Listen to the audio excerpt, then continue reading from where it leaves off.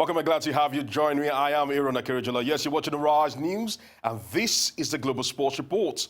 On the way, we'll have Super Eagles player Brown Ideye, a Nigerian professional footballer who plays as a striker for Chinese club Tianjin Teda and also with the Nigerian national team.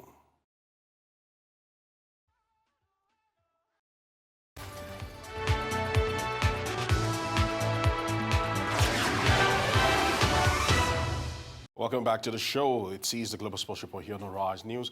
And we have a special guest here with us today to actually help sound off the new year and what to actually expect. We talk about a man who has played for Bayelsa United and he started his career in Bayelsa United back in 2006 before going to Ocean Boys, then Neuchâtel Xamax, then kicking off his professional career in France with Sochaux also, then moving to Dynamo Kiev, West Bromwich Albion, before moving all the way to Ukraine, or before moving all the way to Greece with Olympiacos.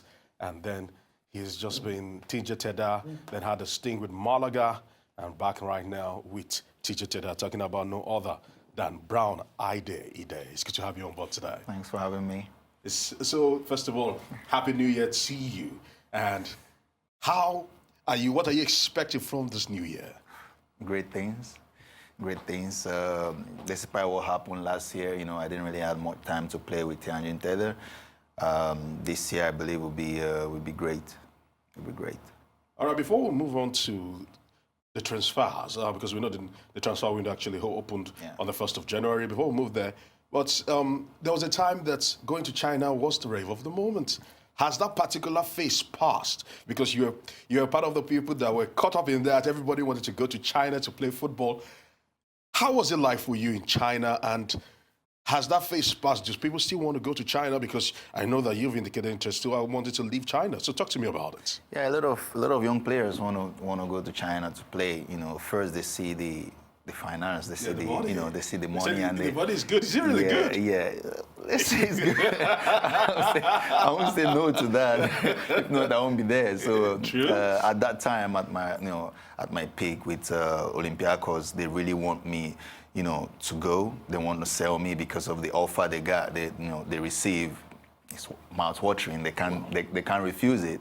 So as for me, when I saw what they want to, offer me, I was, I'm having shaky legs, I'm like, I have For someone who has actually been around Europe, for you to have seen that kind of money, is it usually life-changing, the kind of money they have in China? I would say yes, because my contract with Olympiacos was not as much as, as what they are proposing to me. So I think, it's good. All right, let's tell you the Nigerian striker, Brown Ideye, is set to join European teams on loan from his Chinese super club side.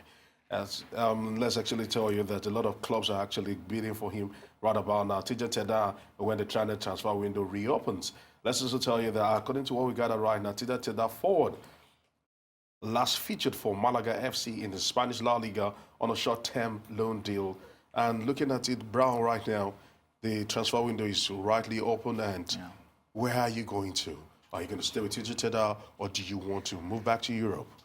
For now, I have a contract. I still have a one-year contract with Tianjin Teda, which I'm willing to honor. And you know that football, you can't really predict. So if there is a transfer, if there is still a loan deal, I have to accept it.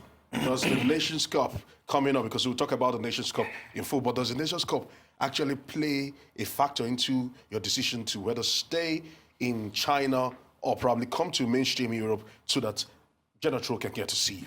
For me, I'm not really bothered about looking to the national team right now. I just want to focus on my career. I just want to be happy playing football once again. I've missed those actions, and I just want to be in mainstream Europe, playing once again, and my fans, they miss me, and I just want to enjoy football. That's all. Because you scored some stunners in your career, I must actually say. We'll be talking about the Super Eagles and how you shaped them. But now let me throw this your way, because you talking like this. I have spoken to quite a number of Super Eagles players who are still eligible to play for the Super Eagles, are still within the 8 bracket to play for the Super Eagles. Is it because of comfort that you've actually hit in your career that you feel that if the Super Eagles doesn't come, I'm not interested? Because for some people in some other climes, like in England, in Germany, in Brazil, they are always crazy about playing for the Super Eagles. But the people that fall into your category seem to like, okay, I've done it, I've seen it all, I've done it all. Of course, you won the Nations Cup with the Super Eagles back in 2013. Which is for me, which is very important. But I still feel, have you reached a level of comfort that you feel that you don't have anything to prove in the Super Eagles anymore? No, I don't. I'm not looking at it that way. You know, I'm still open. If not, I would just, call up my retirement. I'm still open. If they want me, I have to be present in my country. I have to represent my country, which I have to do with love and respect. I think in every footballer career, there is a point that you have to reach, and you start thinking about, how you're going to make your football progress from one step to another. I think my career has been like that from Bayelsa, from Ocean Boys up to where I am today. I believe that me and my agent really sat down and really had a good chat, and it has been like that. All right, let's say that the Super Eagles will be returning to the Nations Cup for the first time since the last one with the late Stephen Keshi and yourself, all right, in 2013 in South Africa. Now, this time around, the Nations Cup has been moved to June, and it's been expanded to 24 teams. Would it be different, first of all, being that usually we have it in January, February. By now, we should be prepared for the Nations Cup. And they've now moved it to June to actually fit in world football calendar. Do you think it will actually upset anything about the Nations Cup and what it brings our way?